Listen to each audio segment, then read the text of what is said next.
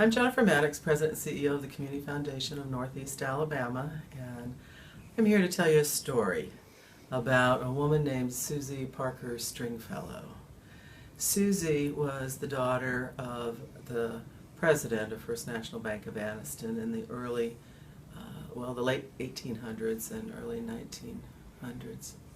And she married a man named Mr. Stringfellow, and he and her together planned to leave a legacy in Anniston. About 5 days before Susie Parker Stringfellow passed away, she wrote a will that left all of her estate in trust to create a hospital in Anniston because there was none.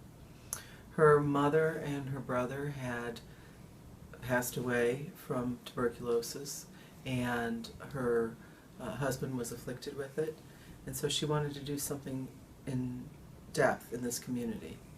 She allowed her husband to live in the home. It's called a life estate until his passing about 12 years later. And at that time, all of her assets went into a trust and called the Stringfellow Health Trust. And the home that she had lived in with her husband was converted into a tuberculosis clinic, and then eventually raised, and the Stringfellow Hospital was built. And the hospital was operated for a number of years until the late 1990s, when at that time the trustees of the hospital decided that they needed more professional management for a hospital than the volunteers on the board could provide in that economic time. So through a series of activities, they converted the assets from the hospital to the Community Foundation. And while the Community Foundation in Northeast Alabama actually still owns Stringfellow Hospital and the property, it's Health Management Associates that operates the hospital completely independently of the Community Foundation. The Community Foundation started with one fund, the Stringfellow Health Trust Fund, but today it has 140 funds.